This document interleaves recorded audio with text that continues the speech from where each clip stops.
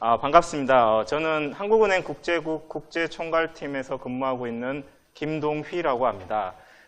오늘 이제 제가 준비한 내용은요, 이렇게 제목 보시면 아시겠지만, 최근 국제금융시장 동향과 주요 이슈라는 제목입니다. 그런데 제목을 보셔서 아시겠지만, 너무너무 포괄적이고 너무너무 광범위한 주제 같습니다. 이게 도대체 이슈라는 게 뭘지.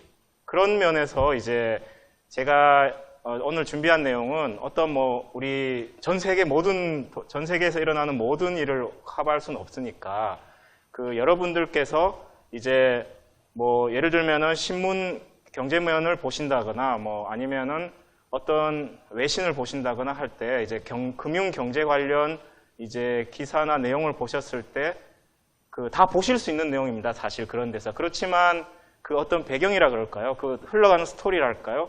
이런 걸 조금 더 잘 알고 보시면 훨씬 더 이해하시는 데 도움이 되지 않으실까 싶어서 그래서 그런 포인트에 이제 중점을 둬서 말씀을 드리고자 합니다. 그리고 수많은 주제들을 다 커버하기가 어려우니까 이제 가장 그런 스토리를 이해하는 데 핵심이 될 만한 내용들 그리고 가장 최근 이슈들을 중심으로 이렇게 좀 설명을 드리도록 하겠습니다.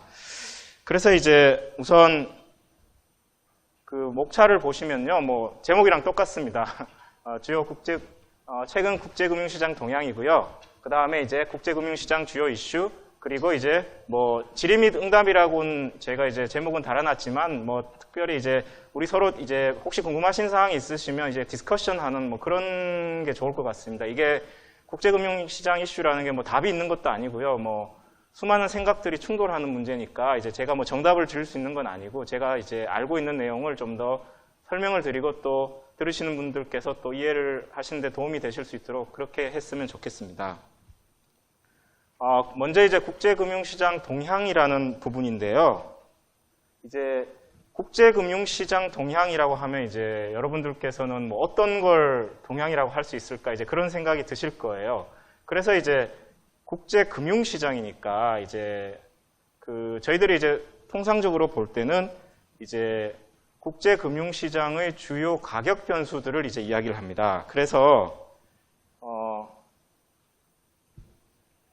이제 가격 변수라 하면 이제 다들 잘 들어보신 거겠죠. 이제 금리라는 게 있을 수 있고 환율이라는 게 있을 수 있고 주가라는 게 있을 수 있습니다. 이제 세 가지가 이제 가장 대표적인 국제금융시장 가격 변수라고 할 수 있을 것 같은데요. 이제 국제금융시장 동향이니까 세 가지 정도의 가격 변수가 이제 많이 들어보셨을 거고 이제 많이 관심을 가지시는 변수들이다 이렇게 이야기할 수는 있을 것 같습니다. 그러면 금리, 주가, 환율이라는 것 중에 도대체 어떤 금리, 어떤 주가, 어떤 환율을 우리가 이제 유심히 봐야 되느냐 이제 또 그런 생각이 드시겠죠. 그래서 이 세상에는 이제 아시겠지만 수많은 금리가 있고 수많은 환율이 있고 이제 지금 우리는 우리나라 문제를 보는 게 아니라 이제 세계 금융시장을 보는 거니까 수많은 나라의 수많은 금리 상품이 있고 또 수많은 나라의 수많은 회사의 주가가 있고 또 수많은 통화에 또 수많은 환율이 있을 수 있지 않겠습니까? 이제 그런 면에서 볼 때 어떤 포인트에 이제 주로 관심을 둬서 우리가 국제금융시장 동향을 이해할 수 있는데 도움이 될지에 대해서 한번 이제 평상시에 그런 걸 많이 생각을 해 보신 적이 있으실지는 모르겠습니다. 그래서 우리 신문이나 이제 경제신문이나 외신 같은 데 보면은 많이 나오는 것들이 있습니다. 예를 들면 미국채의 금리가 어쩌고 다우존스가 어쩌고 일본의 니케이 지수가 어쩌고 그다음에 엔달러 환율이 어쩌고 이제 왜 신문에서 그런 내용들을 많이 다룰까요? 이제 가장 이제 중요성이 크고 가장 국제금융시장에 영향을 많이 미치기 때문에 이제 그렇습니다. 그리고 이제 제가 설명드리려고 하는 내용도 마찬가지입니다.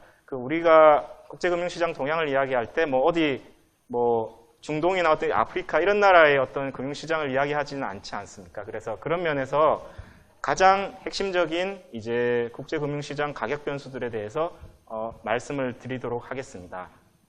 그리고 이제 한 가지 제가 처음에 말씀드리려고 했던 내용이 있는데요. 이제 저는 이제 국제금융시장 동향을 어떤 포인트에 주로 관심을 두고 말씀드리려고 하는 거냐 하면 이제 어떤 변동성, 리스크의 측면에서 말씀을 드리려고 합니다. 이제 이 말씀을 드리는 이유는 국제금융시장 동향을 어떤 투자의 측면에서도 보실 수 있어요. 이게 다 돈이랑 엄청 관련된 것들이잖아요. 뭐 금리 전망, 주가 전망, 환율 전망 조금만 잘하면 돈 엄청나게 벌 수가 있지 않겠습니까? 이제 그런 가격의 어떤 가격 변수의 방향을 전망해서 어떤 투자를 해서 이익을 취하는 이것도 이제 국제금융시장 동향을 파악하는 아주 중요한 이유겠죠. 그렇지만 이제 저는 이제 물론 이제 같은 현상을 다른 측면에서 본다고 말씀드릴 수도 있을 것 같습니다. 똑같은 금리 변화를 가지고 어떤 분들은 이제 이게 얼마나 돈이 되느냐 이제 이런 측면에서 보시는 거지만 저는 이제 이게 우리 글로벌 금융시장의 어떤 위험 요인이 되느냐 이제 그러면 왜 우리가 글로벌 금융시장 위험 요인을 보겠습니까? 왜냐하면 우리나라 금융시장의 큰 위험 요인이 될 수도 있고 변동 요인이 될 수도 있기 때문에 그렇지 않겠어요? 이제 그런 측면에서 그런 뒤에 나오는 이제 그 주요 이슈들에 대한 내용도 그런 위험성 측면에서 위험성이라고 하면 이제 변동성을 말하는 겁니다. 그래서 변동성이라 하면 위로 올라갈 수도 있고 뭐 떨어질 수도 있잖아요. 그런데 뭐 위로 올라가면 주가가 올라가면 무조건 좋은 거 아니냐 이제 그렇게 생각하실 텐데 뭐 맞는 말씀이긴 한데 이제 저희들이 이제 보는 측면에서는 너무 올라가는 것도 너무 떨어지는 것도 이제 위험 요인이니까 이제 그런 측면에서 이제 변동성에 중심을 둬서 이제 좀 봐주셨으면 좋겠습니다. 그러면 이제 첫 번째 꼭지로요. 이제 금리에 대해서 이제 말씀드리겠습니다. 아까 잠깐 말씀드렸는데 수많은 금리 중에 이제 그럼 뭘 봐야 되느냐? 뭐가 가장 중심이냐? 저희들은 이제 주요 국가의 10년물 국채 금리를 이제 가장 핵심적인 금리 지표로 보고 있습니다. 그 이유는 이제 이게 실물 경제 상황도 반영을 하고 왜냐하면 이제 어떤 나라의 경제 성장이 일어난다거나 그 나라의 경기가 활성화된다고 하거나 이렇게 되면은 이 금리가 일반적으로 상승하게 됩니다. 그 중에 이제 그 어떤 많은 금융 상품이랑 또 관련되어 있고 우리가 가장 핵심적으로 보는 지표들 중에 이제 대표적인 게 이제 10년물 국채 금리이기 때문에 그렇습니다. 그리고 이제 가장 또 대부분 국가에서 가장 시장이 크고 또 발행량도 많고 거래도 많고 시장 상황을 또 잘 반영하고 이제 그런 취지에서 10년물 국채 금리를 먼저 말씀을 드리려고 하는데요. 그 이제 되게 요즘 신문에도 많이 나오고 언론에도 많이 나옵니다. 그 10년물 국채 금리들이 그 거의 0% 아니면 마이너스까지 가 있습니다. 이제 그 마이너스 금리라는 이야기 많이 들어보셨잖아요. 그래서 뒤에 이제 마이너스 금리에 대한 내용도 잠깐 이야기할 건데 이게 서로 이제 다 연결이 돼 있는 것 같습니다. 이 지금 보면은 주요 선진국이죠. 그 주로 이제 미국, 영국, 독일, 일본 4개국을 많이 보는데요. 이 나라들의 그 10년물 국채 금리가 지금 특히 독일이랑 일본은 마이너스에 가 있습니다. 그리고 이제 오른쪽 차트에서 보시면 이게 이제 수익률 곡선이라는 건데요. 이제 혹시 이런 내용을 좀 공부하신 분들은 아시겠지만 이게 국채라는 게 이제 사실 10년물만 있는 게 아닙니다. 10년물이라 하면은 10년 후에 만기가 된다는 거죠. 근데 뭐 1개월 후에 만기가 되는 것도 있고 30년 후에 만기가 되는 것도 있고 뭐 얼마 전에 우리나라에서도 50년 후에 만기가 되는 국채도 이제 발행한다고 했죠. 이제 그런 면에서 이 만기가 다른 이제 국채들의 수익률을 이제 이렇게 연결해서 만든 표를 우리가 수익률 곡선이라고 부르는데요. 예를 들면 여기에 있는 왼쪽 차트의 10년물 금리가 이제 이게 여기 있는 오른쪽에 있는 10년물 금리입니다. 이런 식으로 이제 그 그래프들을 많이 그려서 이제 보시는데요. 이제 그 이유는 이제 이게 그 어떤 미래 경기 상황이라든지 뭐 이런 것들을 많이 반영을 하고 있습니다. 그래서 원래 원칙적으로 이제 수익률 곡선은 우상향하게 되어 있습니다. 정상적인 이제 경제 상황이라면 뭐 정상적이라는 표현이 좀 어폐가 있긴 한데요. 일반적으로 그렇습니다. 왜냐하면 그 장기로 갈수록 우리가 불확실성이 높고 하기 때문에 그리고 장기로 갈수록 물가 상승률이 높을 수 있기 때문에 통상적으로 단기 금리보다는 단기 채권 금리보다는 장기 채권 금리가 높아져야 되겠죠. 이제 그런 취지에서 그런 이유로 인해서 이제 수익률 곡선은 우상향하는 게 보통이고 이제 그렇고 이제 특히 또 이제 단기 금리랑 장기 금리가 이제 상당히 차이가 나게 되어 있습니다. 그런데 이제 최근에 국제금융시장 특히 채권 시장의 가장 큰 특징적인 게 그 주요국 금리가 계속 떨어지는 방향으로 가고 있고, 그 다음에 이게 금리가 떨어지니까 이제 10년물뿐만 아니라 모든 만기물이 떨어지니까 수익률 곡선도 이제 밑으로 내려가게 됩니다. 밑으로 내려가면서 어떻게 되냐면 눕게 됩니다. 여기 보시면 점점 과거 예를 들면 미국이나 뭐 일본이나 독일이나 다 이제 수익률 곡선이 눕는 현상이 나타나고 있습니다. 이게 이제 여러 가지 배경이 있는데요. 이제 뒤에서 말씀을 드리겠습니다. 결국은 이제 최근에 이제 어떤 중앙은행들의 완화 정책 이런 게 가장 많이 반영돼서 이제 나타나는 현상이라고 생각이 됩니다. 근데 이제 통상적으로 이제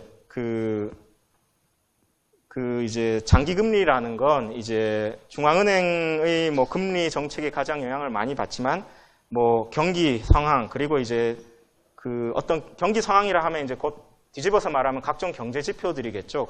경제 지표들이 이제 좋아지면 금리가 올라가고 그리고 이제 반대로 이제 경제 지표들이 부진하거나 하면 금리가 내려오는 현상이 나타나는데 그런데 이제 그게 일반적인 이론적인 건데요. 이제 최근의 금리 상황을 말할 때 이제 가장 큰 영향을 미치는 건 이제 중앙은행들의 자산 매입 정책입니다.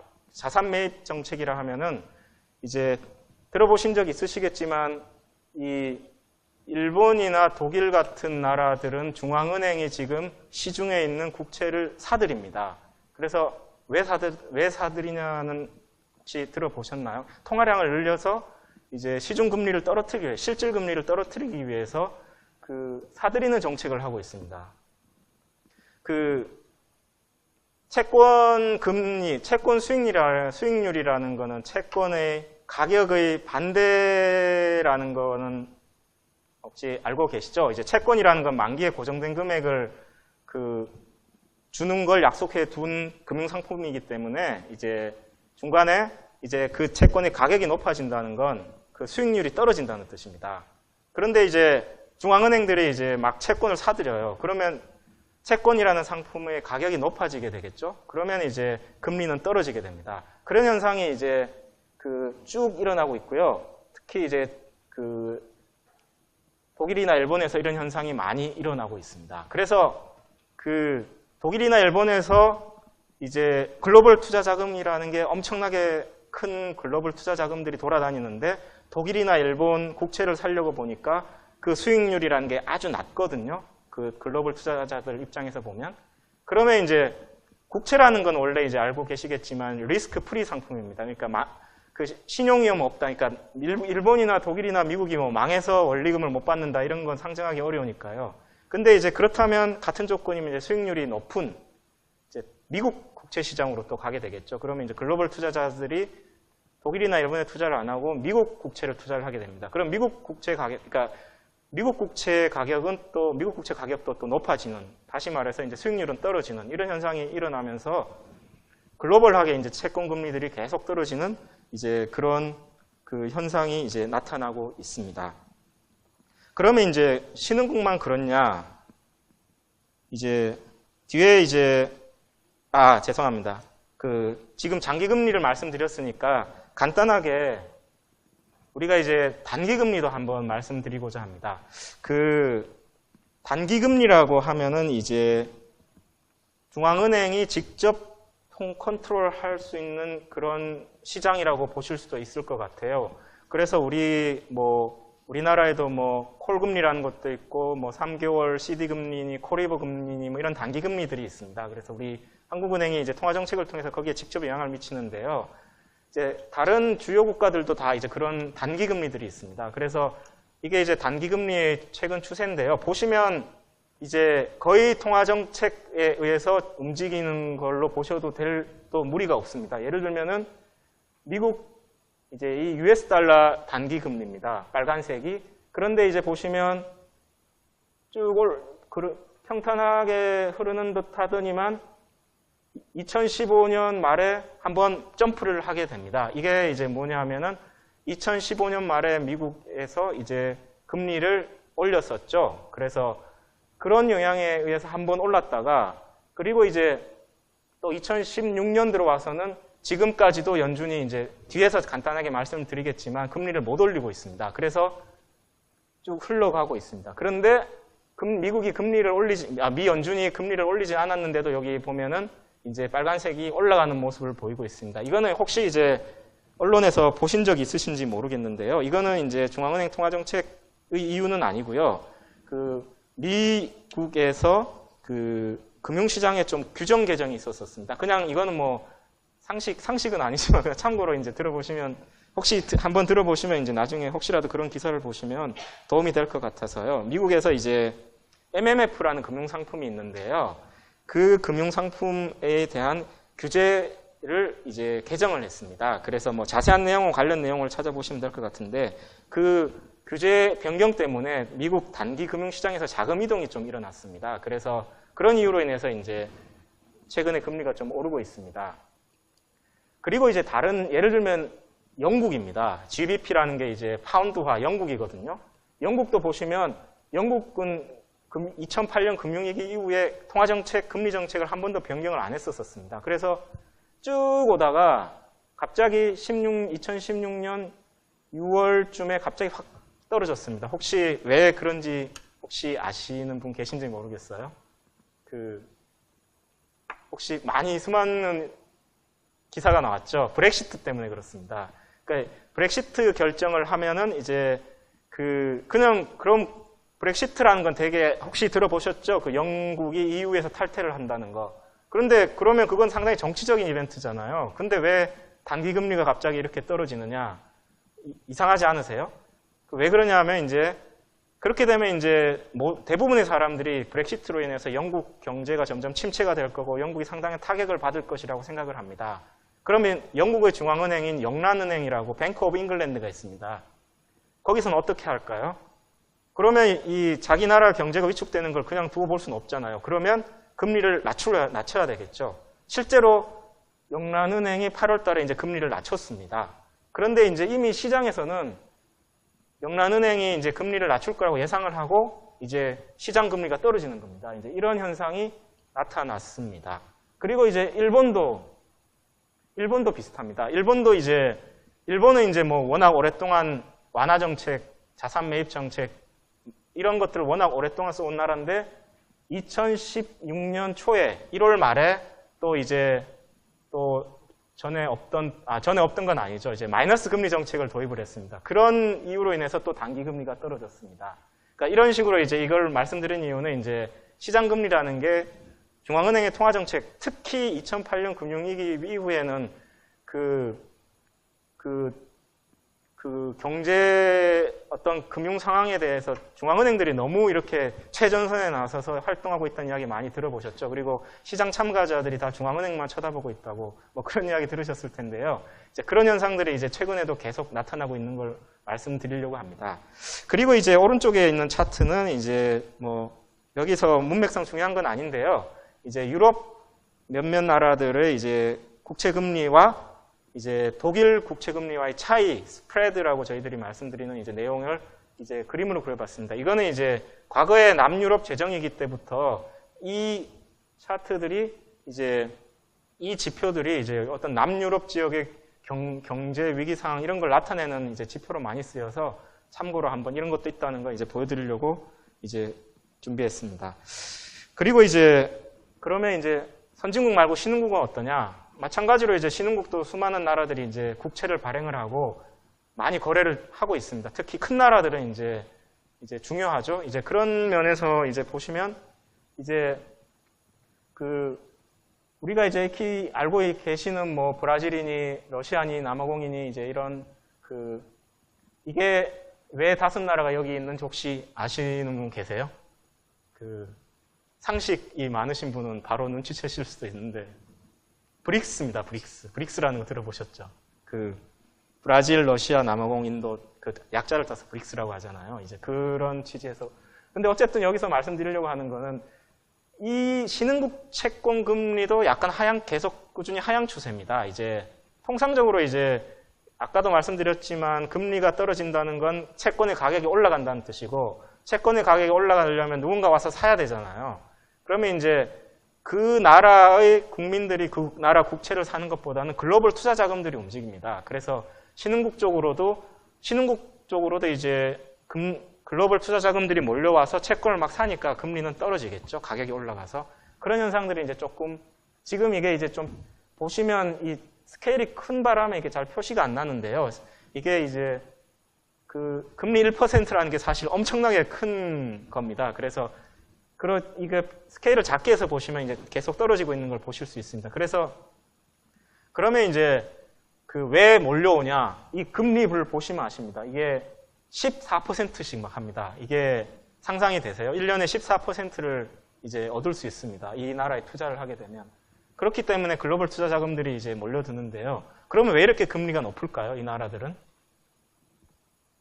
위험하니까 그렇죠. 이제 브라질, 러시아 이런 나라들은 미국이나 일본에 비해서 그 나라들이 안 좋다는 이야기가 아니고 금융시장 상황을 봤을 때 훨씬 더 이렇게 가격이 떨어질 위험이라 그럴까요? 그런 것들이 많이 있습니다. 그런 위험에 대한 보상 이런 차원에서 이제 일반적으로 금리가 높고 그렇지만 이제 금리가 높고 그리고 어떤 국제금융시장의 혼란 상황이 발생하게 되면 금리가 확 높아집니다.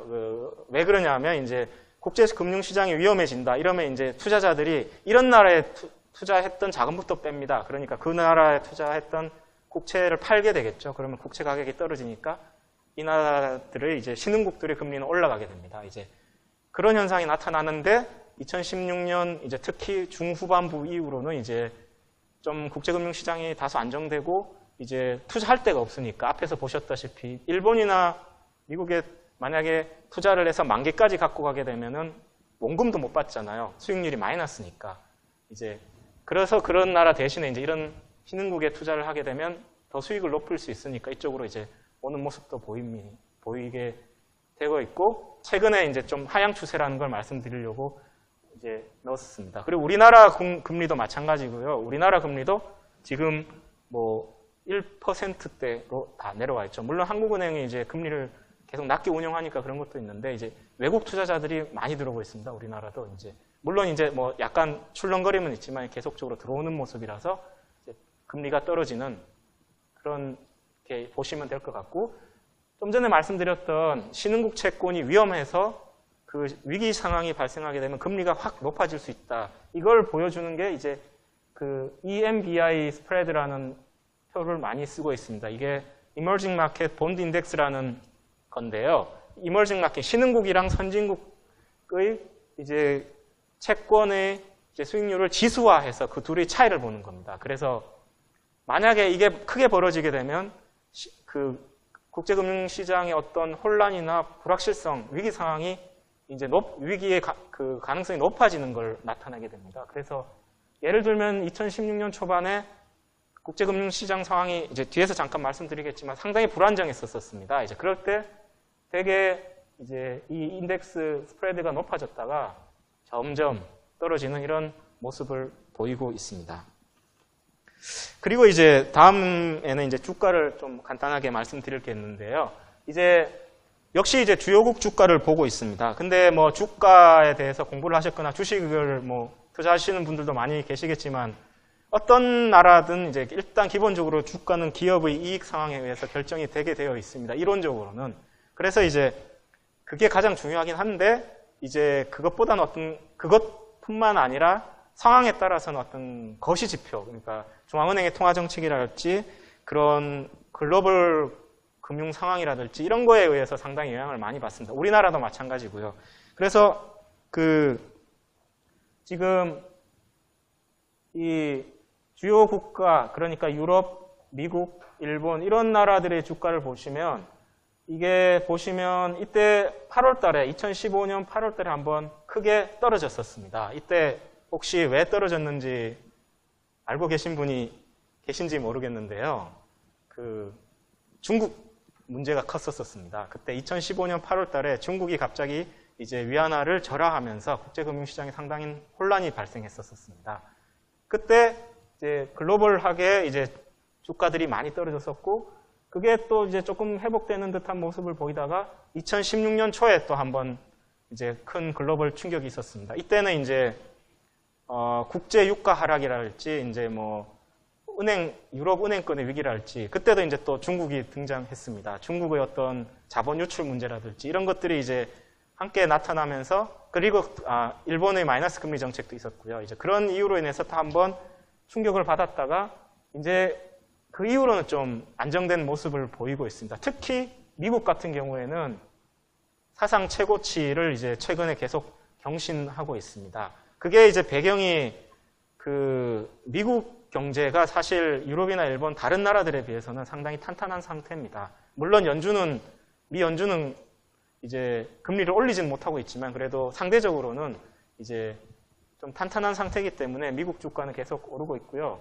뭐 계속 오른다는 건 아니지만 어쨌든 그 상승 추세를 보이고 이제 사상 최고치 수준에서 왔다 갔다 하고 있는 그런 모습을 보이고 있습니다. 그리고 이제 참고로 이제 언론 같은 데서 보시면 이 빅스라는 게 많이 나옵니다. 이게 그런 상식 차원에서 말씀드리려고 준비했는데요. 이거는 이제 변동성에 대한 어떤 변동성, 이제 주가가 갑자기 오르거나 내리거나 하는 걸 이제 우리가 그 지수화해서 나타낸 이제 일종의 뭐 그 숫자라고 할까요? 그래서 이제 이거는 뭐 숫자가 커지면 변동성이 높아지고 숫자가 작아지면 변동성이 낮아진다. 그런 의미입니다. 그래서 그 최근에 이제 빅스 지수가 상당히 떨어진 상태입니다. 그래서 국제금융시장, 특히 주식시장. 그러니까 이 빅스라는 지수 자체가 미국의 여기는 다우존스 그 산업평균지수가 나와 있는데 이거 말고 S&P 500이라는 지수를 갖고 그 지수의 옵션을 갖고 이제 계산해내는 거기 때문에 이제 미국 시장이죠, 사실. 미국의 S&P 500 주식시장의 변동성을 지수화한 건데 어쨌든 뭐 대표적인 이제 우리 변동성 지수라고 이야기를 하고 있고 그리고 이게 그 공포 지수라고도 불립니다. 왜냐하면 이게 커질 때 주가가 보통 많이 하락을 하거든요. 그래서 이럴 때 2015년 8월 달 이럴 때 많이 올랐다가 이제 다시 떨어졌었습니다. 그리고 이제 신흥국도 이제 그 2016년 들어서는 이제 역시 신흥국들도 이제 대체로 상승 추세입니다. 왜냐하면 워낙 투자할 데가 없으니까 조금 위험하긴 하지만 신흥국들로도 이제 자금이 들어와서 이제 투자가 많이 이루어지고 있습니다. 그래서 여기 보시면 이제 우리나라도 대체로 상승 추세고요. 뭐 브라질, 인도 뭐 이런 나라들도 이제 되게 상승 추세입니다. 그런데 이제 이걸 우리가 좀 주의해서 봐야 될 게 예를 들면 중국입니다. 중국이 아까 2015년 8월 달에 우리 큰 샥을 줬다고 했는데 그때 이제 환율 제도 변경뿐만 아니라 주가가 크게 떨어지면서 이게 글로벌 시장에 많은 영향을 미쳤었는데요.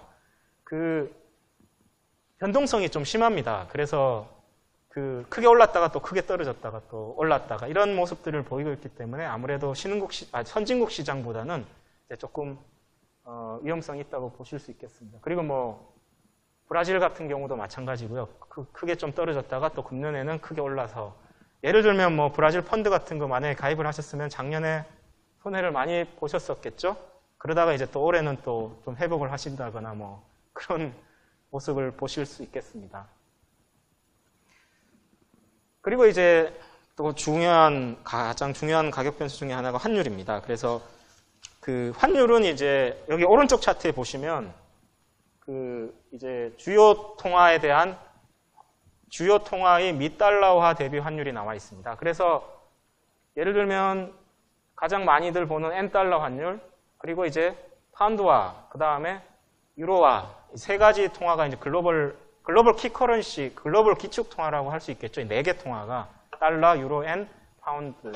뭐 그 외에도 많은 중요한 통화들이 있지만 이제 저희들이 대표적으로 이걸 보고 있습니다. 그래서 그 혹시 일본이 이제 그렇게 뒤에 이제 잠깐 나오겠지만 일본이 많은 완화 정책을 하고 여러 가지 새로운 통화 정책을 하고 하는 가장 큰 백그라운드 이유 중에 하나가 물론 일본 은행이나 일본 정부에서 그렇게 이야기는 하고 있지는 않지만요.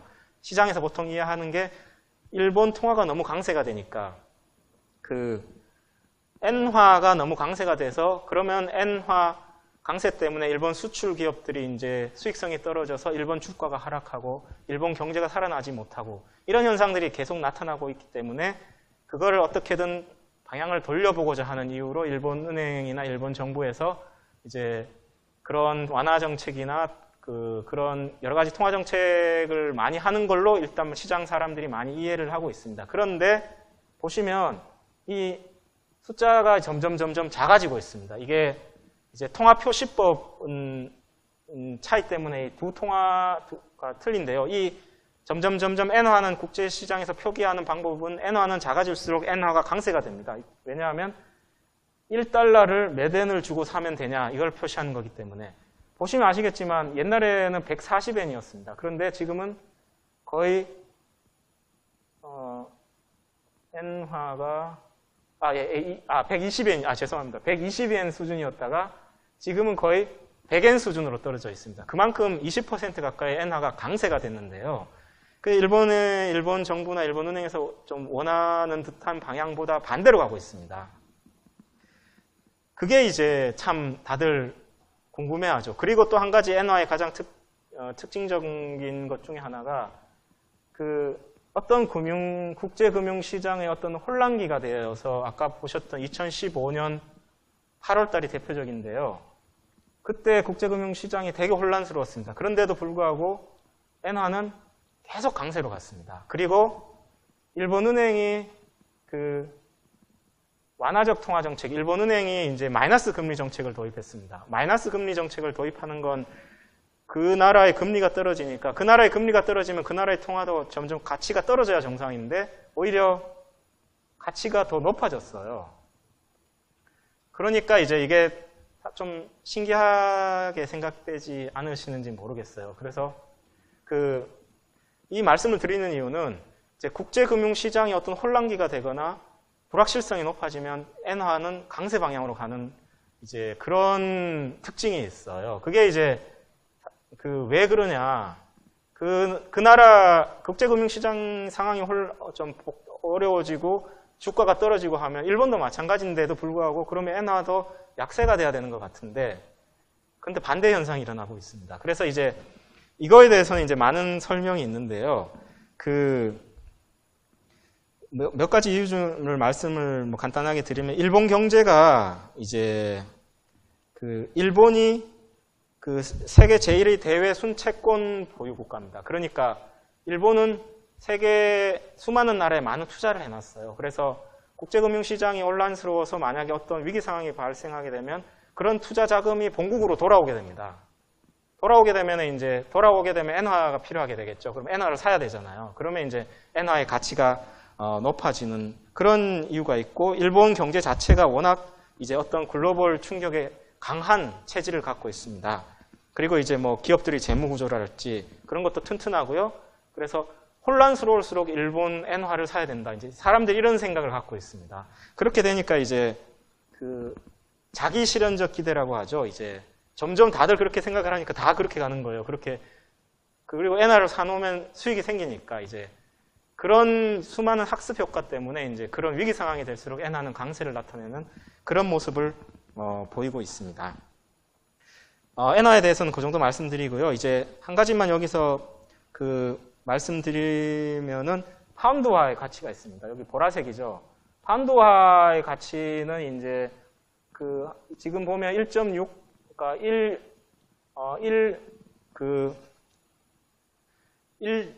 1파운드당 1.6 유로죠. 파운드화는 이제 이게 파운드화와 유로화는 이게 표시 방법이 반대로 되어 있습니다. 그러니까 이게 밑으로 내려갈수록 그 나라의 통화가 떨어지는 겁니다. 엔화랑 지금 반대로 읽으셔야 됩니다. 근데 파운드화 보면은 옛날에 1.6, 조금 더 전에는 1.7, 1.8 이렇게 파운드화 되게 강세였어요. 그러다가 점점 약세로 오고 지난 6월 말에 갑자기 확 가치가 떨어졌어요. 역시 아까 말씀드렸던 브렉시트 때문입니다. 파운드화가 확 떨어져가지고 이제 한때는 이제 일부 어떤 시장 참가자들은 이 영국 경제가 점점 브렉시트로 인해서 안 좋아지게 되면 1파운드랑 1달러, 그러니까 이 차트가 이까지 갈 거다, 이런 식으로도 또 많이 이야기하시는 분도 계시고 그랬습니다. 그리고 이제 유로화는 그래도 어느 정도 안정적인 모습을 이제 보여주고 있습니다. 역시 통화 가치들도 이제 본질적으로는 그 나라의 경제 상황을 반영을 해야 되지만 그 나라가 경제 성장이 일어나고 그 나라가 이제 좀 잘 돌아가게 되면 그 나라 통화 가치가 높아져야 되는 게 원리 이론적인 거겠죠. 그런데 이제 통화 정책의 영향을 이제 많이 받고 있습니다. 그리고 이제 마지막 이 네 번째 꼭지로 이제 뭐 이건 그냥 참고로 이제 글로벌 펀드 자금이라는 게 많이, 그러니까 앞에서 금리나 환율이나 주가나 전부 돈이 돌아다니는 거잖아요. 그래서 막 수익을 낼 수 있는 부분으로 막 쫓아다니는 건데 그 돈 중에 상당 부분이 이제 여러분들도 뭐 자산운용사나 이런 데 펀드 가입하시겠지만 글로벌하게 펀드에 가입을 모든 세계인들이 하고 그 펀드 자금들이 돌아다니면서 앞에 현상들을 많이 일으킵니다. 그래서 참고로 넣어봤는데요. 그래서 이제 이걸 우리가 이제 어떻게 아느냐, 그 수많은 펀드들을. 그래서 이제 사실 뭐 모든 펀드들을 어떤 통계화 시켜서 우리가 알 수는 없고, 이제 여기 자료 소스에 보면 이제 EPFR이라는 이런 그 정보 제공 사이트가 있습니다. 이런 이제 정보 제공사들이 이렇게 최대한 많은 정보를 확보해서 이제 이런 걸 통계화 시켜서 이제 제공을 하고 있습니다. 그래서 이런 내용들도 가끔 신문에 인용이 많이 되거든요. 그래서 한번 보시면 좋을 것 같은데요. 이제 보시면 최근에 이제 선진국 채권 펀드로의 자금 유입이 계속되고 있습니다. 왜냐하면 아까도 말씀드렸지만 금리가 계속 떨어진다는 건 가격이 높아지는 거예요. 그래서 그 선진국 채권을 사놓으면 돈이 되는 겁니다. 그래서 처음에 잠깐 말씀을 안 드렸는데 금리가 마이너스인 채권을 왜 살까요? 금리가 마이너스인 채권을 산다는 건 지금 950원을 주고 지금 1000원을 주고 그 채권을 사서 만기까지 갖고 있으면 950원밖에 안 돌려주는 겁니다. 금리가 마이너스라는 이야기는. 그런데도 불구하고 사람들이 그 나라 채권을 막 사들입니다. 그 왜 그러냐 하면 비싼 가격에 누군가한테 되팔면 되니까요. 나는 지금 1000원이지만 만기까지 갖고 있으면 950원이 되지만 누군가가 1100원에 사준다 그러면 10%나 이익을 낼 수 있잖아요. 그런 취지에서 사람들이 이제 투자자들이 이제 선진국 채권을 다 사들여서 금리를 계속 떨어뜨리고 있는 겁니다. 그런데 누가 사주나요? 아까 말씀드렸지만 중앙은행들이 사주는 거예요. 그러니까 이제 그런 금리가 떨어지는 현상이 이제 보이고 있습니다. 그러니까 중앙은행들이 사주는 그런 어떤 뒷형님이 있으니까 이제 다른 민간 회사들도 개인들도 이제 사들일 수 있겠죠. 그래서 이제 그런 현상이 있고요. 옆에 차트에 보시면 신흥국 주식 펀드가 있습니다. 근데 이제 주식은 워낙 좀 변동성이 있기 때문에 이제 상황에 따라서 이제 자금이 유입되기도 하고 유출되기도 하고 이제 신흥국 중에서도 이렇게 지역별로 나눠서 이렇게 또 살펴보실 수도 있습니다. 혹시 여기 있는 EMEA라는 게 뭔지 혹시 아시는 분 계세요? 브릭스는 아까 말씀드렸고요. EMEA라는 건 이제 보통 우리가 유럽이나 미들 이스트, 그러니까 중동, 아프리카 이 나라들을 이제 EMEA라고 부르고 있습니다. 여기 있는 GEM이라는 건 이제 약자인데요. 여기서 쓰는 이제 글로벌 이머징 마켓이라는 약자입니다. 그리고 그게 뭐냐면 여기 주에 있는 이제 주 1번에 있는 이겁니다. 그러니까 이제 지역별로도 이제 볼 수가 있습니다. 그리고 이제 채권 펀드에 이제 아까 이제 앞에 설명에 나와 있던 거를 이제 이야기하는 이제 차트입니다. 이제 그래서 한번 참고로 보시면 될 것 같고요. 그러니까 주요 변수들은 이 정도 말씀을 드리고 이제 이슈를 이제 말씀드리겠습니다. 그래서 이제 워낙 수많은 이슈들이 있기 때문에 이제 어떤 걸 말씀드려야 되느냐 참 어려운 문제인데요. 그래서 이제 제가 준비한 건 앞에서 여러 번 말씀드렸던 내용들입니다. 앞에서 말씀드렸던 내용들을 이해하시는데 도움이 될 수 있는 몇 가지 가장 최근 이슈들을 꼽아봤습니다. 그래서 이제 5가지 이제 꼭지를 잡았는데요. 그 설명 자료를 보셔도 대충 이해는 되실 수 있을 텐데 제가 배경을 조금 더 보강해서 말씀드리도록 하겠습니다. 그리고 이제 1번을 이제 주요국 중앙은행의 통화정책 결정이라고 이제 했는데요. 제가 그렇게 말씀드린 이유는 이제 워낙 앞에서도 계속 각종 경제지표 이야기할 때 다 중앙은행들이 끼어서 나와서 그런 것도 있지만 이제 제가 어쨌든 중앙은행에 근무하니까 이제 그런 취지에서 먼저 세웠습니다. 그리고 이제 결국은 중앙은행들의 통화 정책인데요. 마이너스 금리 정책 이거에 대해서 조금 더 말씀을 드리면 어떨까 싶어서 2번은 마이너스 금리 정책으로 했습니다. 왜냐하면 각종 신문이나 언론이나 이런 데 많이 나올 겁니다. 그리고 이제 또 아까도 몇 번 나왔지만 이제 중국 경제가 항상 핫 이슈였습니다. 최근 몇 년 동안. 그래서 중국의 주가, 환율, 뭐 자본 유출입, 외환 보유액 이런 것들이 이제 국제금융시장에 많은 영향을 주고 있어서 제가 말씀드린 건 이제 금융 측면이고요. 또 실물 경제 성장, 중국의 수출이니 경제 성장률이니 이런 것들도 아주 중요한 이슈거든요. 특히 우리 한국의 경우에도 마찬가지고 그렇게 말씀드릴까 하고 이제 또 지난 몇 달간 또 저희들을 바쁘게 한 게 또 이제 브렉시트였었습니다. 그래서 뭐 간단하게 짚어볼까 하고 그리고 또 최근 또 어제 오늘 많이 뉴스가 나왔는데 관심 있으신 분들은 보신 적이 있으신지 모르겠는데 또 유가가 이제 또 많은 또 그런 키포인트로 작용을 하고 있습니다. 그래서 간단하게 말씀을 드리겠습니다. 우선 이제 그 중앙은행의 통화정책에 대해서 말씀을 드리면요. 결국은 왜 이렇게 됐냐, 왜 이렇게 중앙은행의 통화정책이 이렇게 큰 그 결정 요인으로 작용을 하느냐 생각을 해보면 이제 글로벌 금융위기가 이후에 어쨌든 경기를 살려야 되는데 이제 미국이 이제 대표적으로 이제 양적 완화라든지 이런 걸 제로 금리 정책도 하고 그 양적 완화도 했었죠. 미국이 이제 그 자산 매입을 했었었죠. 이제 그렇게 하니까 뭐 유럽이나 뭐 일본도 마찬가지고 일본은 뭐 그 이전부터도 계속 그랬었지만 이제 그런 경기 대응을 강화하고 하니까 중앙은행들이 정책에 따라서 가격 변수들이 많이 출렁거리는 현상들이 이제 심해졌습니다. 그래서 더군다나 이제 여러 번 말씀드렸지만 이제 마이너스 금리 정책이랄지 이제 뭐 자산 매입 정책 이런 것들이 여러 지표들을 움직이고 있고요. 그런 취지에서 이제 뭐 중앙은행의 통화 정책을 말씀드리고자 하면 끝도 없을 겁니다. 엄청나게 많은 내용이고. 근데 여기서는 이제 그 중에 그 지금 시장을 최근 1, 2년 정도를 이해하시는데 도움이 되실 만한 그 중앙은행들의 특히 미국, 이제 일본, EU, ECB죠. 유럽 중앙은행. 이제 세 군데에 대해서 이제 몇 가지 사항만 이렇게 짚어드릴까 합니다.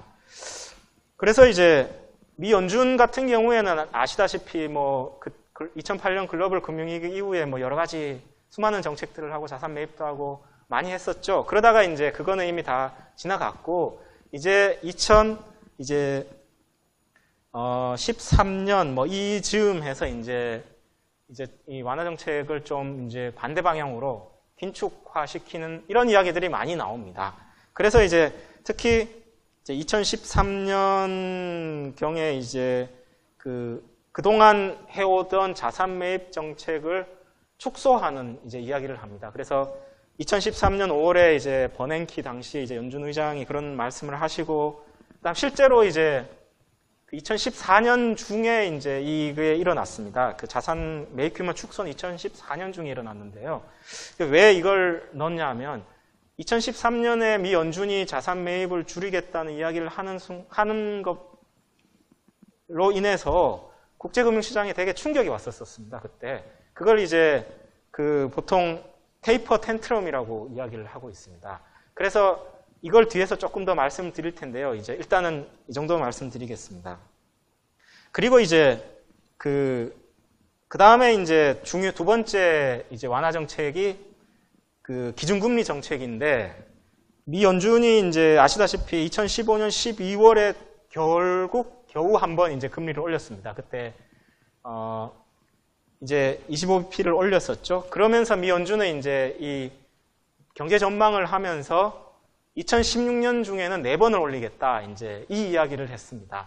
그 이야기를 하니까 이제 뭐 이야기하는 고즈음에는 괜찮았었는데 이 영향 플러스 뭐 중국의 영향, 국제유가 하락, 이런 여러 가지 요인들이 복합이 되면서 이제 2016년 초에 또 한번 앞에서도 여러 번 말씀드렸지만 좀 충격이 있었습니다. 그래서 이게 이제 역시 미국이 센 나라니까 이제 이런 그런 충격들이 이제 자꾸 나타납니다. 그래서 우리가 수많은 뉴스들에서 미 연준이 통화정책 회의를 할 때마다 막 다 우리 거의 생중계하듯이 나오죠. 그리고 또 미 연준은 이제 혹시 관심 있으신 분들은 보셨을지 모르겠지만 이제 워싱턴에 있는 페드라는 게 있고 또 지역 연준들이 있습니다. 그래서 거기 있는 우리가 알고 계시는 뭐 옐런 의장이라는 분이 이제 워싱턴에 계신 분인데 그분을 포함해서 10명이 금리 결정을 지금 투표권이 있습니다. 그런데 그 회의에 참석하시는 분들이 17명입니다. 그 나머지 이제 7분들은 이렇게 미국은 이제 큰 나라다 보니까 그 지역 연준 총재들이 뭐 샌프란시스코든 뭐 보스턴이니 뭐 여러 클리블랜드니 여러 지역 연준 총재들께서 이렇게 해를 걸러서 돌아가면서 이제 그 투표권을 행사를 하시거든요. 그래서 그 10명이 이제 금리를 올리니 뭐 안 올리니 결정을 하시는데 근데 우리가 수많은 언론들이 그 한 분 한 분 한 분이 무슨 말씀을 하시는지까지 다 신문에 나옵니다. 혹시 유심히 보신 적 있으신지 모르겠어요. 그래서 어떤 분은 금리를 올리기를 좋아하시는 분이다. 호키시하다. 뭐 어떤 분은 내리기를 좋아하는 분이다. 뭐 도비시하다. 뭐 이런 이야기 많이 들어보셨죠? 그만큼 이제 많은 사람들이 그렇게 쳐다보는 이유가 이렇게 충격을 주고 그런 시장에 많은 변동을 시키니까 이제 그렇게 많이들 보고 있습니다. 그래서 이제 여기까지만 말씀드리고 이제 잠깐 쉬도록 하겠습니다. 이제 가장 최근에 며칠 전에 이제 미 연준이 금리를 결정했죠. 이제 9월 21일 그때 FOMC를 하고 미국은 이제 금리 결정을 하고 나면 그 내용을 상당히 상세하게 발표를 합니다. 그래서 죄송합니다. 여기 보면 이제 여기 보라색, 오렌지색 동그라미들이 있어요. 이게 세어보시면 17개입니다. 이 17개가 이제 어떤 뜻이냐면 거기 회의에 오신 17명이 금리를 나는 어떻게 해야 되겠다고 생각을 한다. 이거를 자기가 다 공표를 하게 되어 있습니다. 그래서 2016년 말에는 그러니까 자기가 그러니까 그 개별 참가자들이 보기에는 2016년 말에 금리가 어느 정도 되어야 될 것 같다. 그거를 이제 다 발표를 하게 되어 있습니다. 그래서 예를 들면 보시면 지금 9월 달에 FOMC를 하고 나서 발표한 게 이 오렌지색이거든요. 오렌지색에 보시면 0.25에서 0.5 사이가 3명입니다. 그러니까 금년 말에 미 연준이 결정하는 그 페더럴 펀드 목표 금리가 지금 수준으로 그대로 해야 된다고 보시는 분들이 이제 3명이라는 뜻이고요. 그 다음에 한 번 정도는 올려야 된다. 또 보시는 분들이 10명이라는 겁니다. 그러면 이제 더 올려야 된다고 생각하시는 분들도 계시고요. 이제 이런 식으로 읽으시면 되거든요. 그러면 이제 다음 연준 회의가 이제 11월 달에도 있고 12월 달에도 있는데 그럼 11월에 올려야 되냐, 12월에 올리냐, 이제 그거는 이제 그분들이 결정하시겠죠. 그런데 이제 11월 1일, 2일이에요. 다음 회의가. 그런데 11월 8일에 미국 대통령 선거가 있습니다. 그런데 미국은 뭐 어느 나라든지 통화정책이 정치에 영향을 받지 않는다고 주장은 하지만 그렇지는 않은 것 같습니다. 우리나라도 마찬가지고요. 그래서 그런 대통령 선거라는 불확실성을 앞두고 금리를 올려서 이렇게 큰 금리를 올리게 되면 아까도 말씀드렸지만 좀 시장에 충격이 있을 가능성이 높습니다. 그래서 그렇지는 않을 거다. 그런 생각을 하시는 분들이 많고요. 그럼 언제 올려야 되냐? 그러면 이제 12월 회의에 올리지 않겠느냐? 그렇게 보시는 분들이 많은 것 같습니다. 그리고 이제 다음 페이지에 보시면 이제 이번 9월 FOMC 회의를 이제 결과에 대해서 수많은 분들이 이제 다 해석을 하는 겁니다.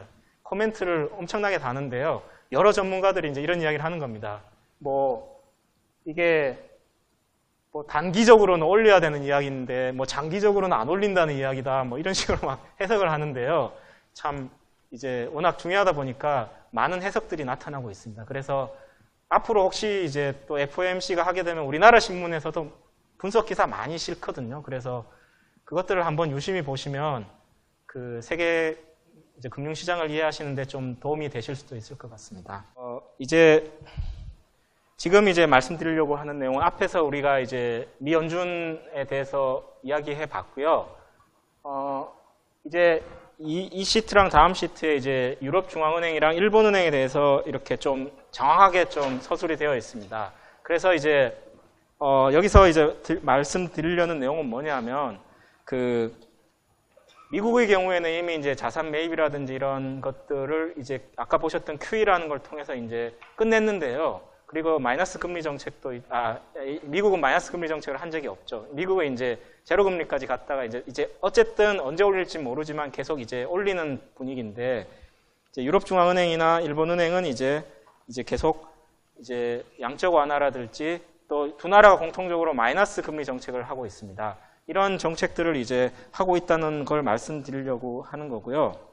그리고 이제 그 몇 가지 이제 사실 뭐 일본 은행이나 유럽 중앙은행 모두 수많은 정책을 했었습니다. 그 중에 이제 몇 가지만 여기다가 기록을 해둔 거고요.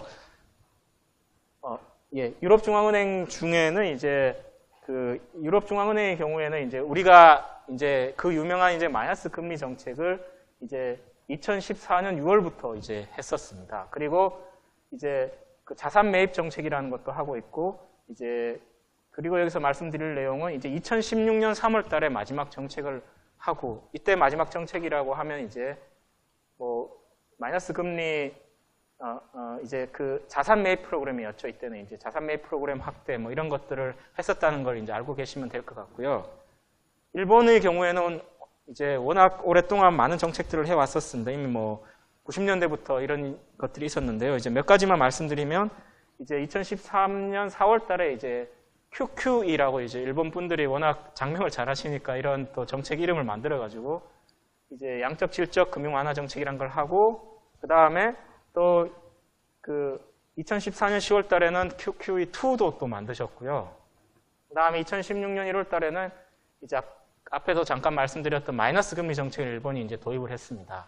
그리고 며칠 전이죠. 또 새로운 이제 또 그걸 들고 나오셔가지고 yield curve control 그 다음에 양적 질적 완화 정책이라는 또 이런 새로운 그 정책을 만들었습니다. 뭐 그 결론은 이제 그 자산을 매입하고 금리를 낮춰가지고 이제 실질 금리를 떨어뜨려서 지금 유럽이나 일본이나 이제 더 물가 상승률이 이제 계속 떨어져서 문제죠. 이제 물가가 올라야 되는데 디플레이션이라고 하죠. 이제 뭐 디플레이션까지는 아닐지라도 어쨌든 물가 상승률이 낮은 걸 어떻게든 타개해 보려고 이런 이제 아이디어들을 내고 계시고 특히 이제 이 최근에 만든 이 일본은행의 YCC 이제 이 통화 정책은 이제 수익률 곡선 제일 처음에 보셨던 수익률 곡선 자체를 어떻게 중앙은행이 통제를 해보겠다 그런 이제 통화 정책입니다. 그래서 그 일본은행이 국채를 많이 매입을 하는데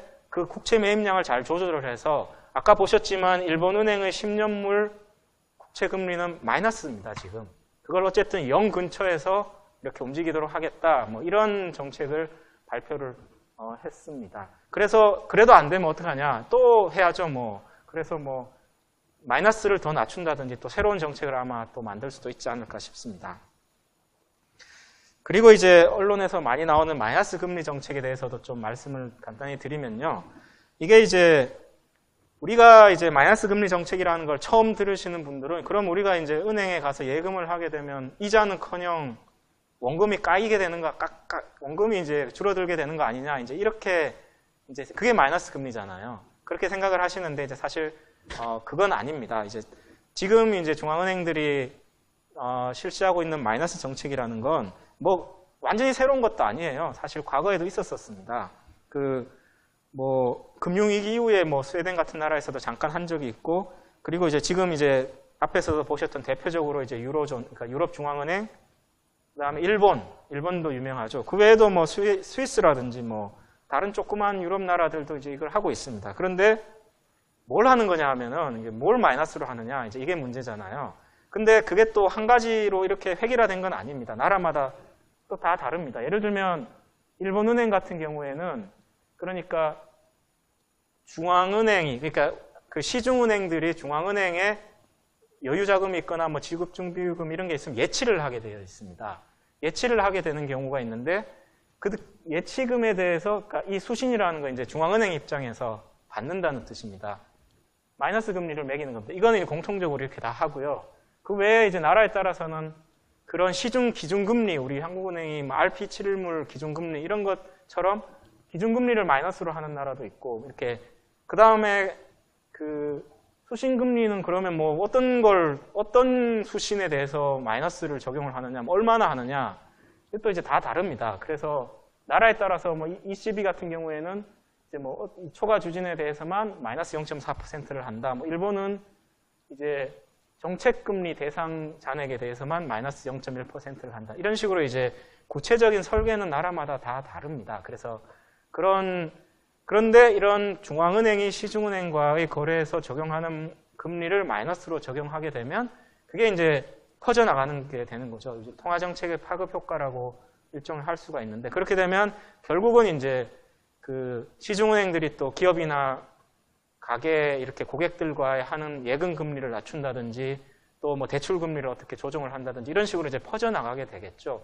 그래서 이제 그런 이런 그 정책을 마이너스 금리 정책이라고 하고요. 그런데 이제 문제는 이제 시중은행 입장에서 이제 이게 고객들한테 받는 시중은행 입장에서의 그 수신금리, 예금금리를 마이너스로 하는 건 거의 불가능에 가까울 정도로 어렵습니다. 예를 들면 여러분들께서 은행에 예금을 하는데 마이너스로 한다면 받아들이실 수 있겠어요? 거의 힘들잖아요.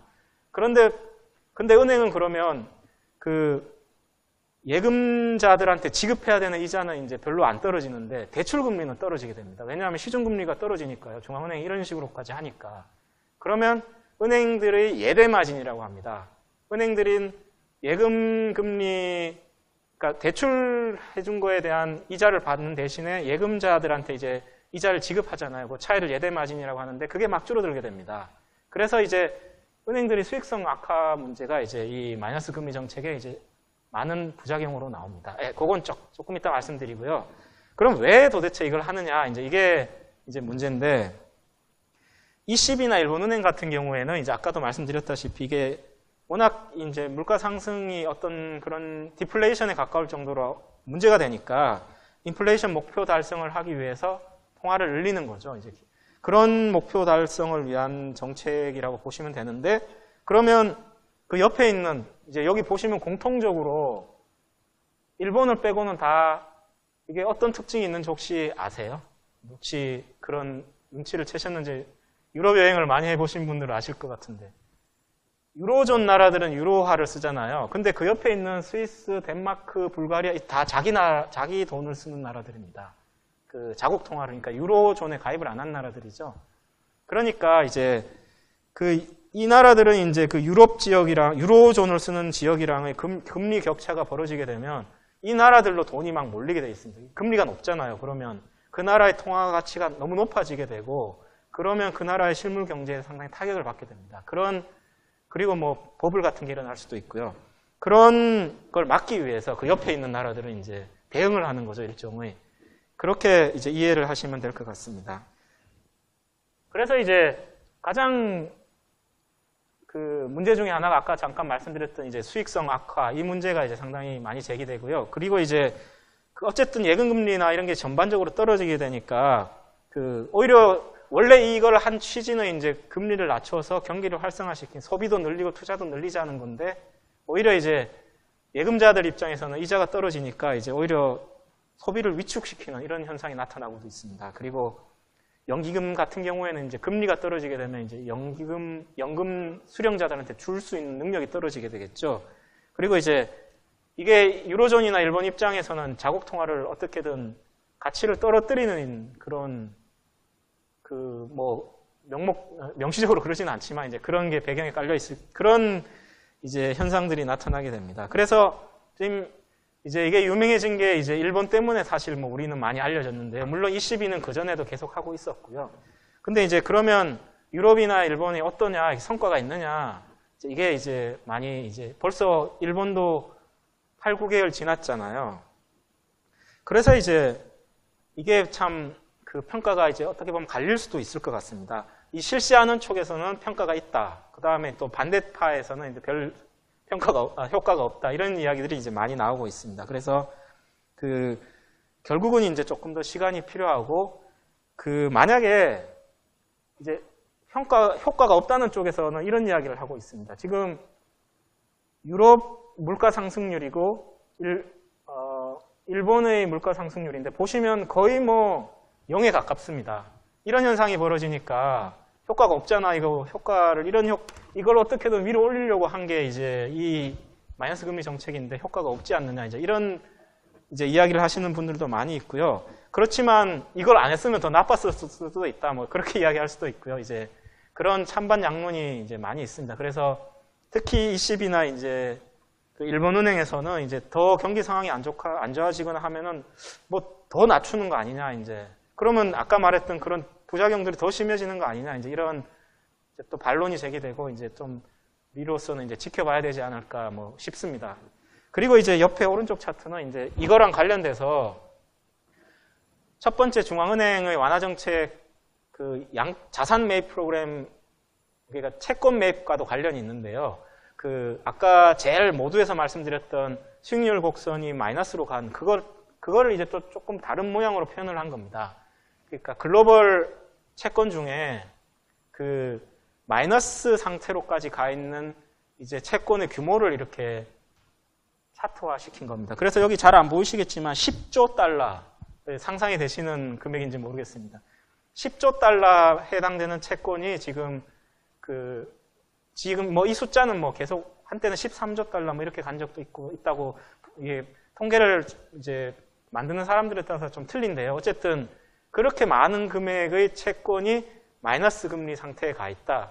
그 이유는 이제 이 처음에 말씀드렸던 중앙은행의 자산 채권 매입 프로그램, 그 다음에 이제 이런 마이너스 금리 정책 이런 것들이 이제 복합적으로 작용해서 이렇게 됐고 왜 이 차트가 갑자기 튀어나왔냐 하면은 이제 그 텐트럼이라는 걸 잠깐 말씀드리려고 하는 겁니다. 그러면 이 이야기는 국채 수익률이 지금 되게 낮고 마이너스에 가 있던 이야기는 이제 비정상적으로, 그러니까 채권의 금리가 마이너스라는 건 사실 정상은 아니거든요.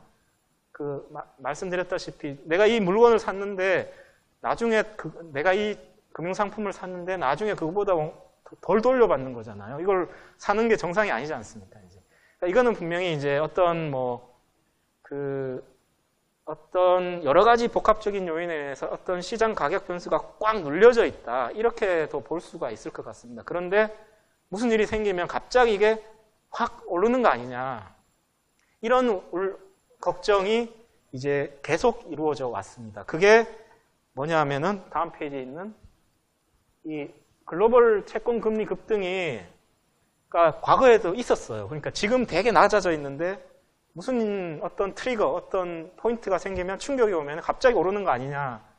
그러면 이제 글로벌하게 또 큰 혼란이 일어날 수가 있습니다. 그걸 이제 과거에 첫 번째 텐트럼은 아까 한번 말씀드렸어요. 2013년에 그 테이퍼 텐트럼이라고 미 연준이 양적 자산 매입을 축소하겠다는 그 이야기가 나오면서부터 이게 글로벌 본드, EME는 이제 신흥국이고요. 이거 어드밴스드 이코노미는 선진국입니다. 채권 금리가 이렇게 300bp, 그다음에 여기는 150bp 이렇게 왕창 오른 겁니다. 그러니까 채권 금리가 1% 넘게 오른다는 건 이 짧은 시기에 그리고 이 주가가 이제 막대기가 위로 올라간 게 주가가 떨어진 겁니다. 이거 읽으실 때 거꾸로 읽으시면 안 되는데요. 이때 신흥국, 우리나라도 마찬가지고 신흥국에서 주가가 많이 떨어졌었습니다. 20% 넘게 30% 가까이. 그리고 환율도 좀 요동을 쳤었습니다. 이런 현상이 또 생기는 거 아니냐 이렇게 다들 걱정을 하는 그런 분들이 많이 있습니다. 그리고 이제 두 번째 텐트럼은 분트 텐트럼이라고 이거는 분트라는 건 독일 10년물 독일 국채를 분트라고 부릅니다. 그래서 뭐 영국 국채를 길트라고 부르고 뭐 그걸 용어인데요. 이 본드죠, 영어로 말하면 본드. 근데 이제 이때도 금리가 상당히 낮아졌다가 짧은 시간에 물론 이제 2013년보다는 그 폭이 작긴 하지만 이때도 이 금리가 이런 어떤 이유에서 이때는 이제 뭐 갑자기 이제 유로 지역의 인플레이션이 높아질 수 있다. 뭐 이런 분석이 나오면서부터 갑자기 이때 금리가 좀 높아졌었습니다. 이런 충격이 또 이번에 또 언젠가 또 조만간에 나타나는 거 아니냐 이런 이야기들이 많이 있거든요. 그래서 그러면 이제 어떤 게 그런 트리거가 될 거냐 이제 이게 문제인데요. 그 중에 이제 가장 1번 용의자가 뭘까요? 이제 우리 계속 보고 있는 이 미 연준의 이제 금리 인상 뭐 이런 게 있을 거고요. 또 이제 뒤에서 잠깐 터치하겠지만 이제 유가 상승이라든지 이런 것들이 갑자기 일어나게 되면은 인플레이션이 올라가게 되면은 이제 중앙은행들도 어쩔 수 없이 이제 금리를 올리는 이런 현상이 일어나게 되면서 갑자기 이제 채권 금리가 올라가게 된다. 이 10조 달러나 되는 채권의 금리가 1%만 올라도 그걸 보유하고 있는 사람들은 엄청나게 손실을 보게 되거든요. 뭐 두레이션이라는 걸 혹시 공부하신 분들은 아시겠지만 이제 채권이라는 건 이제 국채라는 건 만기가 기니까 조금만 금리가 움직여도 가격이 많이 오르락 내리락 할 수가 있습니다. 그런 이유로 인해서 많은 분들이 이제 걱정을 하고 있습니다. 그리고 특히 이제 우리 입장에서도 이제 저희가 처음에 말씀드렸다시피 어떤 수익을 내자는 목적으로 우리가 모니터링을 하는 게 아니고 저희는 이제 리스크 요인을 짚는 거니까 그런 차원에서 간단히 말씀드렸습니다. 그리고 이제 중국 경제에 대해서 말씀을 이제 간단히 드리겠습니다. 이제 중국 경제가 왜 이렇게 우리 화두냐 하면 뭐 우리나라 입장에서도 뿐만 아니라 글로벌하게 중국 경제가 이제 워낙 큰 영향을 미치고 있으니까요. 그런데 특히 이제 실물 경제 측면에서는 우선 중국 경제 성장이 떨어지는 거 아니냐 계속 이런 걱정을 하고 있습니다. 왜냐하면 중국이 경제 성장이 활용이 되어야지 수많은 나라들이 중국에 또 수출을 하고 또 중국으로부터 또 수입도 많이 하고 또 중국이 점점 성장을 하니까 이제 중국 금융시장의 영향력도 커지고 있기 때문에 중국에 어떻게 혼란이 빠지게 되면 전 세계 금융시장이 큰 충격을 받고 그게 이미 또 2015년 뭐 7, 8월 또 뭐 2016년 초 이럴 때 우리가 너무 경험을 했기 때문에 계속 이제 쳐다보고 있는 겁니다. 그래서 이제 중국 경제 성장률이 떨어지고는 있지만 다행히 이제 막 경착륙이라고 하죠. 확 떨어질 줄 알았는데 그렇지는 않다. 이제 그게 이제 지금 현재의 뭐 대체적인 평가인 것 같습니다. 그래서 중국 당국이 이제 워낙 또 잘 경제 정책을 컨트롤하고 있고요. 뭐 그런 여러 가지 이유로 인해서 이제 중국 경제 둔화가 아주 경착륙까지는 가지는 않고 어느 정도 완만하게 이제 소프트 랜딩 연착륙이라 그럴까요? 뭐 그 정도로는 가지 않겠느냐 하는 게 일반적인 평가인 것 같고요. 이제 그거를 이제 백업하는 뭐 몇몇 경제 지표들을 이제 보실 수가 있습니다. 그리고 이제 그런데 이제 중국 경제에 대해서 가장 걱정하는 게 뭐냐 하면 뭐 신문 지상에서나 이런 데서 보신 분이 계시겠지만 부채 문제를 많이 제기하고 있습니다. 이제 중국이 워낙 이제 어떻게 보면 부채를 기반으로 해서 계속 성장을 하고 있는 거 아니냐 이런 이야기들이 많고 특히 이제 최근에 이제 BIS라고 이제 국제결제은행이라고 하죠. 이제 중앙은행들의 중앙은행이라고 이제 우리가 이야기를 하는데 이 BIS에서 이제 크레딧 갭이라는 통계를 새로 만들었는데요. 이제 이거는 이제 중국의 가계나 기업의 부채가 GDP에 대해서 어느 정도 비중을 차지하느냐 그거를 이제 표현을 하는데 근데 이제 무작정 비교를 하면 안 되니까 이제 그동안의 쭉 추세가 있습니다. 수십 년간의 추세에서 어느 정도 최근에 갑자기 벗어나고 있느냐 이제 이런 걸 이제 통계화 시켜서 나라별로 비교를 해놨는데 다른 나라들랑 비교할 수 없을 정도로 커지고 있다. 이제 이런 식으로 해서 걱정을 하시는 분들이 이제 있습니다. 그리고 중국은 사실 사회주의 경제 체제이기 때문에 이렇게 디폴트, 우리로 말하면 부도 뭐 이런 것들이 거의 없었었는데요. 최근에 이제 이런 회사채 디폴트라든지 이런 것들이 늘어나면서 이제 좀 걱정을 하는 분들이 많습니다. 이게 이제 실물 경제 위축뿐만 아니라 금융시장도 이제 혼란을 야기하는 게 아니냐. 이제 이런 걸 이제 의문을 제기하시는 분들이 이제 많이 있고요. 그렇지만 이제 또 괜찮다. 중국 당국의 대응 능력이라든지 중국의 금융 구조 뭐 이런 걸 봤을 때 충분히 감내할 수 있다. 그리고 뭐 부채 문제에 대해서도 직접적으로 이제 반론을 제기하시는 분들은 이게 국영기업 부채다. 그리고 뭐 대외 부채가 아니고 대내 부채다. 중국 내부의 부채다. 뭐 또 자산도 많다. 뭐 이런 식으로 해서 또 반론을 제기하시는 분들이 있는데요. 이제 어떻게 이제 추세가 흘러갈지에 대해서 이제 항상 저희들은 이제 유심히 지켜보고 있습니다. 그리고 이제 이게 국제금융시장 측면에서는 어떻게 표현되어 나타나냐 하면은 위안화 환율입니다. 그리고 중국의 주가, 그리고 중국의 자본 유출. 이게 자본 유출을 볼 수 있는 대표적인 이제 통계가 이제 중국의 외환 보유액이거든요. 그러니까 이게 이제 지난 1, 2년 사이에 큰 변동을 일으키면서 국제금융시장에 많은 충격을 줬었기 때문에 이제 저희들이 관심 있게 보고 있습니다. 그래서 뭐 예를 들면은 중국 환율은 이제 이 차트를 보시면 위로 올라가면 중국 통화의 가치가 떨어지는 겁니다. 이게 표시법이 우리 한국 원화랑 같거든요. 보시면 이렇게 그 과거에 보시면 과거에 중국 통화가 이렇게 쭉 수년 동안 떨어졌었습니다. 그러니까 쭉 밑으로 왔었습니다. 이게 뭐냐면 수년 동안 2008년 금융위기 이후에 중국 위안화가 그 절상, 가치가 높아져 왔었어요. 그래서 많은 사람들이 이제 위안화를 투자를 하고 그 이유가 이제 중국이 위안화 국제화 정책을 강하게 추진을 했었는데요.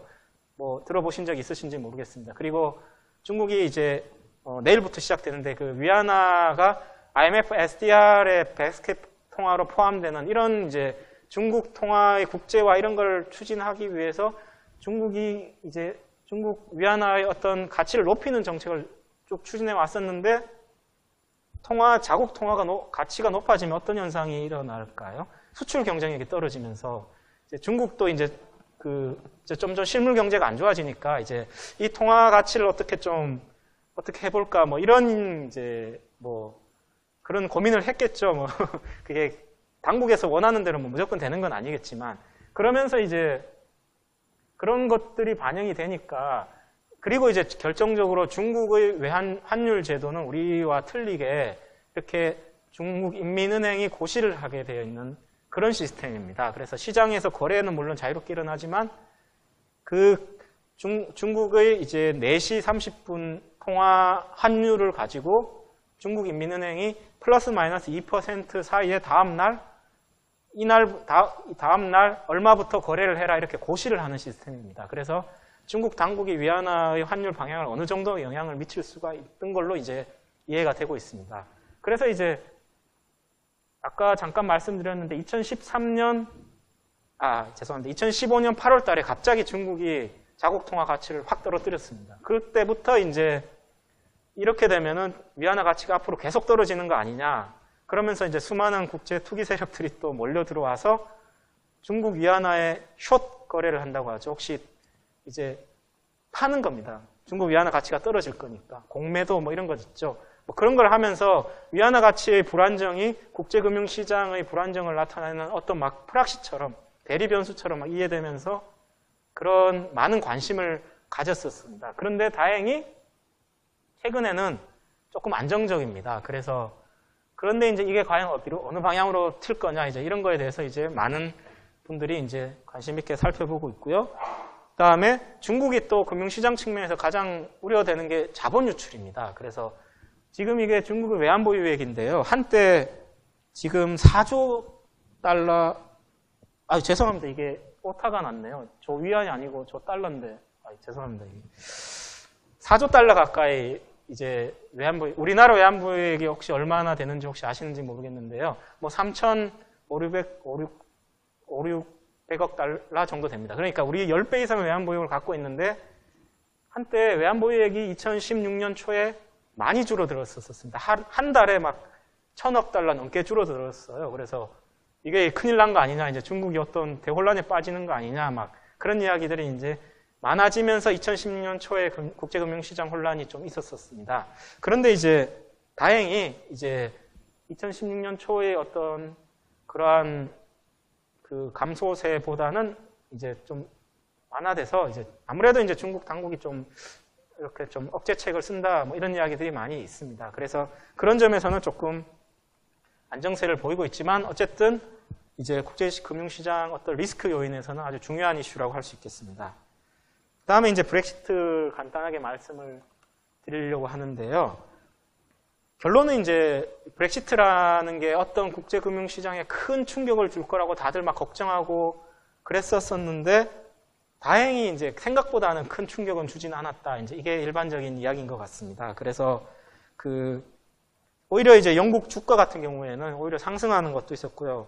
그래서 그 이유는 뭐냐 그러면 이제 그 이유가 뭐냐? 왜 이렇게 우리가 걱정한 것처럼 큰 충격이 안 왔느냐에 대해서는 뭐 여러 가지 설명이 있겠습니다만 첫 번째로 할 수 있는 거는 일단 아직 브렉시트라는 게 실체가 시작된 게 아니에요. 아직 그때 투표를 하고 난 이후에 아무것도 시작된 게 없습니다. 이제 그게 가장 클 것 같고요. 그리고 그러면 왜 그렇게 걱정을 했냐면 시장 심리에 영향을 미칠 거라고 생각을 했었는데 주요국 중앙은행들이 이런 여러 가지 정책을 표명을 하면서 이제 심리를 안정시킨 거죠. 뭐 그런 이유로 인해서 생각보다 큰 충격을 주지는 않았다 이렇게 말씀드릴 수 있고요. 그렇지만 이제 그러면 브렉시트가 아무 문제 없이 그냥 끝날 거냐 이제 그건 아닌 것 같습니다. 이제 내년이 되면 이제 본격적으로 실제로 브렉시트가 어떻게 전개가 될지가 이제 어느 정도 잡힐 것 같은데요. 영국에서는 이제 총리도 바뀌시고 했죠. 혹시 관심 있으신 분들은 아시겠지만. 그래서 이제 뭐 담당 부서도 만들고 이렇게 강요도 임명하고 해서 영국이랑 EU 간에 이제 협상이 일어날 겁니다. 그런데 가장 포인트 중에 하나가 이 인력 이동의 자유 문제입니다. 이 브렉시트라는 게 시작된 게 사실 영국으로 이제 이민자들이 너무 많이 들어오고 이런 거잖아요. 그런데 영국은 어쨌든 이민자 컨트롤은 통제는 할 수 있으면서도 유럽 단일 시장으로 이렇게 자유롭게 교역을 하자 뭐 이런 걸 영국은 희망이지만 이제 EU 쪽 입장에서는 그건 말도 안 된다. 그 자유로운 교역을 하려면 인력도 자유롭게 움직이도록 해야 된다. 이제 이런 기본 입장이기 때문에 협상이 잘 이루어질지 모르겠습니다. 그리고 이제 금융시장 입장에서는 패스포트라고 하는데요. 영국에서만 금융업 허가를 받으면 EU에서 지금 다 할 수 있게 되어 있습니다. 그래서 이제 영국이 지금 세계 거의 제1의 금융 허브인데요. 근데 이제 이게 브렉시트가 이제 실제로 현실화되면 이게 이제 없어질 수도 있습니다. 그러면 이제 영국의 금융시장의 위상이 확 떨어질 수 있는데요. 그래서 영국은 이제 가능하면 지키려고 하고, 그런데 이제 뭐 EU에서는 안 된다, 못 받아들여주겠다, 이제 이런 이야기를 하고, 이게 충돌을 하게 되면 이제 그 국제금융시장에서 처음에 걱정했던 어떤 하드 브렉시트라고 이제 표현을 하고 있는데요. 여기에 이제 그 좀 세계 시장에 충격을 많이 주면서 브렉시트가 실제로 벌어지는 거 아니냐, 이제 이런 걱정이 있게 되고, 그러면 이제 국제금융시장에도 상당한 충격이 줄 수도 있을 것 같습니다. 그런 취지에서 이제 한번 관심 있게 보시면 좋을 것 같고요. 그리고 이제 이게 브렉시트가 이 문제로 끝나는 게 아니고, 요즘 이제 최근 몇 달 사이에 이탈리아 은행들의 이런 부실 문제가 또 핫 이슈로 떴었습니다. 이탈리아 은행들의 부실 이슈는 꼭 뭐 브렉시트 때문에 생긴 건 아니고요. 쭉 이제 은행 수익성이 악화되고, 왜냐하면 뭐 ECB의 마이너스 통화 정책, 마이너스 금리 정책, 그리고 뭐 영국 경제가 생각보다 이렇게, 죄송합니다. 이탈리아 경제가 생각보다 이렇게 좀 부진하고 이런 이유로 인해서 이제 이탈리아 은행들의 부실 문제, 그리고 이제 최근 며칠 사이에는 또 독일의 도이치방크가 또 많은 문제를 이제 스포트라이트를 받고 있는데요. 그 2008년 그런 모기지 뭐 부정 판매에 따른 미국 재무부로부터 또 벌금을 먹었죠. 이제 이런 이슈들이 확산되면서 이 유럽 지역의 은행권의 리스크가 확산되면 이제 이게 또 글로벌 위기의 어떤 단초가 되는 거 아니냐, 또 이런 이야기를 하고 있습니다. 근데 이게 무턱대고 이런 이야기를 하는 게 아니고 역사적으로 또 계속 이런 일이 계속 벌어졌었습니다. 예를 들면 2016 금년 2월 달에는 역시 또 같은 도이치은행이, 도이치방크가 그 코코본드라는 걸 이제 이자를 상환하지 못할 수 있다, 이런 소식이 막 소문이 나면서 유럽 은행들의 주가가 확 떨어지고 글로벌 그 위험 그런 심리가 확 퍼지는 뭐 이런 현상이 일어났었거든요. 그런 게 또 재발되는 거 아니냐. 그리고 또 도이치방크 같은 경우에는 워낙 큰 은행이잖아요, 세계적으로. 그렇게 되면은 과거에 2008년 금융위기 때 우리 글로벌 금융위기가 확 커졌던 이유 중에 하나가 리만 브라더스가 파산하면서 그렇게 됐거든요. 그런 이 글로벌하게 시스테미컬리 임포턴트 뱅크라고 그런 중요한 은행에 어떤 큰 문제가 생기게 되면 그 네트워크화 되어 있지 않습니까? 이제 세계 은행들이 다 한쪽이 무너지면 이제 전체가 무너질 수 있다, 뭐 이런 걱정들을 또 많이 하고 있습니다. 그러면서 최근 2, 3일 사이에 이거는 이제 가장 그 신문에도 많이 나오고 있는 핫 이슈가 됐습니다. 그래서 그런 이제 취지에서 이 유럽 은행들의 이런 문제, 부실 문제, 이런 것들이 이제 큰 리스크 요인으로 확대될 수 있기 때문에 이 문제에 대해서도 한번 관심을 가져주시면 이제 도움이 되실 것 같습니다. 그리고 이제 한 가지 더 짚자면 유가인데요. 이제 그 유가가 한때 배럴당 100달러가 넘었었습니다. 많은 분들이 기억을 하시겠지만 우리 막 그 기름값이 리터당 막 2천 몇백 원 가고 대통령께서도 기름값이 묘하다 뭐 이런 이야기도 하시고 하셨는데 혹시 그런 기억이 있으신지 모르겠는데요. 그게 3, 4년 전인가요? 그런데 지금 얼마냐 하면 이 40달러대 중반이고요. 한때는 20달러, 27달러까지 금년 초에는 떨어졌었습니다. 그래서 그러니까 국제유가가 80%가 하락을 한 적도 있었던 거죠. 근데 이제 유가 떨어지면 좋은 거 아니냐 이렇게 생각을 하실 텐데 지금 국제금융시장 상황에서는 그렇지를 못합니다. 이게 이제 이 차트를 보시면 아실 수 있는데요. 이게 모건 스탠리에서 만드는 전 세계 주가 지수를 이렇게 전 세계 주가를 지수화해 놓은 건데 이렇게 움직이는 걸 한번 보시면 거의 똑같이 갑니다. WTI라는 건 이제 서부 텍사스 중진류라고 이제 뉴욕에서 거래되는 국제 유가인데요. 이게 거의 비슷하게 가죠. 그러니까 이게 무슨 얘기냐 하면 국제 유가가 국제 금융시장의 그러니까 주가가 높아진다는 건 국제 금융시장이 그래도 상대적으로 안정되고 하락이라는 뜻이니 국제 금융시장 측면에서는요. 국제 유가가 떨어지게 되는 경우에 국제 금융시장에 상당히 혼란이 일어나는 경우가 대표적으로 이제 금년 초에 있었던 상황입니다. 그래서 이제 국제 유가 동향에 대해서도 이제 많이 관심을 가지고 계신데요. 근데 국제 유가라는 게 참 전망하기도 어렵고 수많은 투자자들이 거기에 베팅을 한다 그럴까요? 국제 투기 자본들이 엄청나게 몰려와서 거래를 하고 있기 때문에 조그만 뉴스에 의해서 막 등락이 심합니다. 그 뉴스 중에 제일 이제 중요한 뉴스가 뭐냐 하면 공급량이 조절되는 거 아니냐 이런 이야기들이 많이 나옵니다. 공급량을 조절할 수 있는 사람들은 누구냐면 산유국들이겠죠. 산유국 중에서도 그게 오펙이라는 게 이제 가장 핵심적인 기구겠죠. 이 사람들이 모여서 뭘 한다 그러면 다들 이제 그것만 쳐다보고 있습니다. 근데 한 명 한 명이 무슨 말 하면 또 이제 국제유가가 올랐다 내렸다 하는 현상이 이제 나타나고 있습니다. 그런데 그저께 또 오펙에서 아주 큰 말을 했습니다. 그 바람에 지금 이틀 사이에 국제유가가 7%나 올랐는데요. 드디어 8년 만에 오펙이 이제 산유량을 조절하겠다, 줄이겠다 이런 이야기를 했습니다. 그래서 이게 그저께 나왔고 이제 뭐 당장 줄이는 건 아니고요. 11월 달에 이제 결정을 하겠다는 그 뉴스만으로도 지금 이틀 만에 유가가 7%나 올랐는데요. 그런데 이제 산유량 조절을 오펙 마음대로 또 할 수 있는 것도 아닙니다. 왜냐하면 가장 큰 산유국 중에 러시아도 있고요. 그 다음에 중남미 국가들도 있고요. 미국도 있습니다.